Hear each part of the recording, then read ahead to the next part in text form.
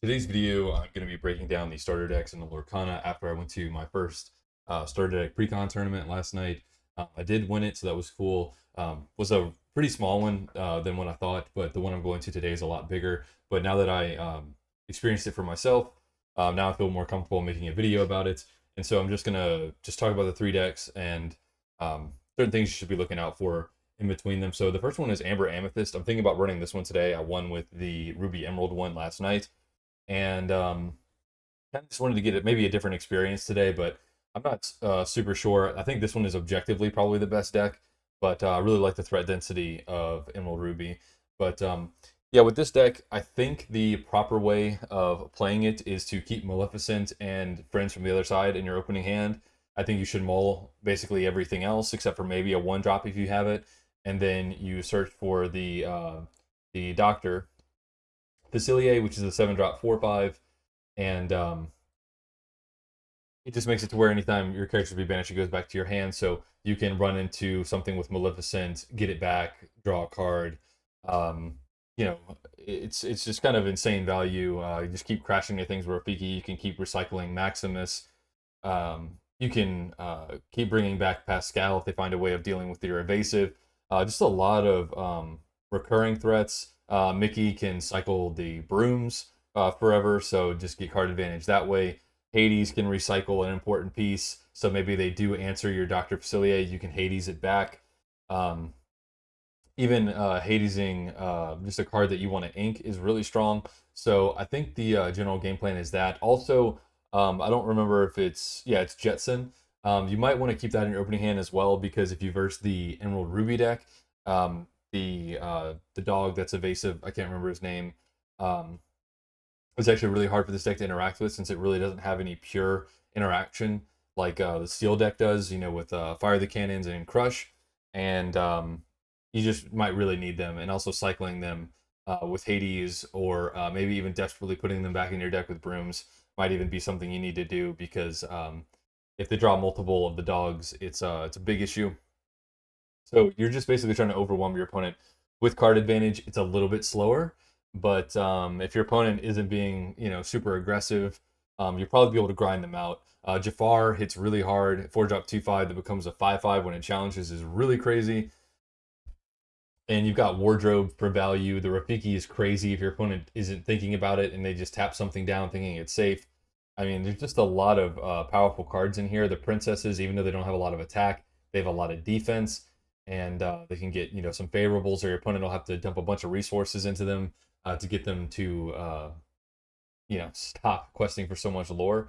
So that's pretty much just the rundown of this deck. Basically, the takeaways are Friends from the other side. You need Maleficent. I would probably keep the Jetsams, just because if they have elusives, it's how you get there. Dr. Facilier is obviously something you're looking for. It's a one of, but you do draw a lot and you have the opportunity to mull up to 7. So yeah, there is that. All right, and let's see. See if I can. Here we go. This is the one that I ended up winning with yesterday. Roll bar. I had to super zoom in on this article to get these images at least somewhat large. The reason that I went for this one, because my best friend wanted to play the other one initially, and this one's the one that grabbed my attention before I even read the other two. And I really just like spot removal in a closed format. So you can just basically answer whatever the threat is in the form of Dragonfire, which is really strong. I think Aladdin and Rapunzel, when I say Aladdin, I mean the 3-drop Aladdin, I think are very good for just incidentally making your opponent lose lore. I think is really, really important in a format like this where it's a lot slower. Jasper and Iago are both fantastic ways of also slowing down the opponent by making it to where they can't quest. Virtue is also really strong because it can basically give a character effectively like elusive, which is really nice. Obviously, Aladdin is insane, but you just have the one of it. But your opponent does have to constantly in the back of their mind wonder if you're going to shift over the 2-cost or 3-cost Aladdin, which is pretty funny. You have easy Inkables with the sword, with oh, he's got a sword and stolen whatever the name of that card is, the stolen sword.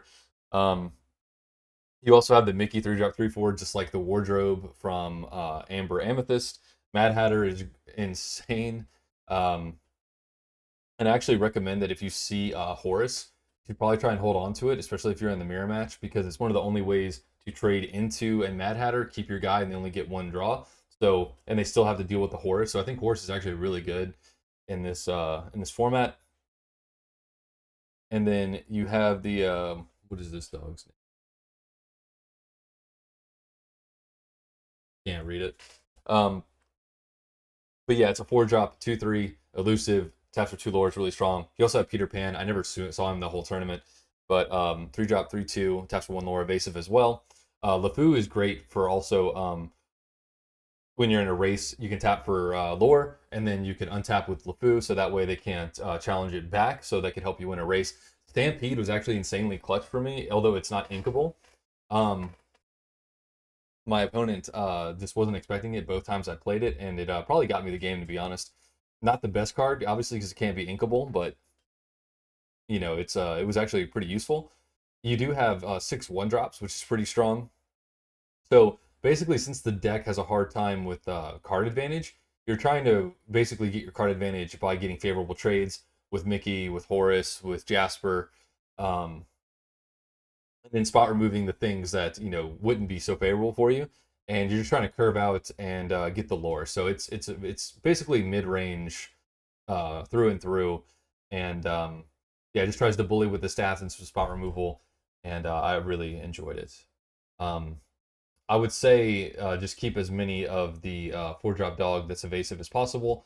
I think keeping one Dragonfire in your hand if you have it is fine, unless you obviously don't have a bunch of Inkables. And you kind of just let the deck do its thing. I found myself in top deck mode basically every game because the deck doesn't draw. But once you're already head on board, as long as you draw like anything that's not total garbage, you should be fine. Oh, also, Mother Knows Best came in clutch for me 1 game too. It was fantastic tempo, bouncing my opponent's character. While it's not inkable, it is potentially very strong and can help you win the race because a lot of these games are slower and just be all the tempo that you end up needing. And you just kind of, it doesn't really matter what your opponent's doing. You're trying to just curve out and get there and beat them to death with stats because you've got a lot of thick bodies in the deck. And yeah, that's pretty much all you're doing. And then the last deck, the Sapphire Steel deck, widely considered the worst one. I think that's probably true. But I also think that there's a few like really good curve outs that are hard to deal with. So for instance, if you draw a 1 drop, then maybe any of the 2s is probably fine. And then the 3s are okay, but if you Mickey or Smash, you're probably doing fine. And now when you get into the Maleficence, that the 4 drop Maleficence, whatever, but the 5 drop one, a 3/6 it taps for 3 is actually pretty good. The Simbas have decent stats. So basically, they just are trying to summon things with a really large defense and just basically make you break through the defense in time. And they can use Fire the Cannons and Crush to basically disrupt you a bit, and it makes it a lot harder. The one of Aurora that gives hexproof is also very good, even though you can't just answer her and then start targeting. It's just that in a closed format, having to deal with her before you deal with something else can be a big deal. And yeah, so you basically have the board control with the spot removal, and you're trying to curve as hard as you can. There's just nothing crazy impressive about it, and there's also no draw power in this. So I think that the Emerald Ruby deck most of the time turns the corner and then wins with the larger stats most of the time. You probably might need a good Dragonfire as well, but I don't think you should just completely discount this deck. The difference between the decks aren't that strong, but I do think it has an unfavorable into the other two. But that's not to say that you couldn't win with them. So that was kind of my experience with the starter decks. Very heavily considering playing this one today, but I'm not sure. I did really like the super mid range deck, and I do like the ability to hit the Doctor Facilier with the Dragonfire, And also, if I run this deck, I'm not sure how interested I am in a bunch of mirror matches since people do consider this one the best one. And my opponent sees Doctor and I don't, and I just can never win. So that's kind of my thing. I mean, I know mirror matches with the red green, it's just kind of almost like who draws better at that point because that's just generally how mirror matches go if no one makes a misplay. But games focused around a one of in the deck kind of bothers me. So haven't really decided yet, but hopefully that helps.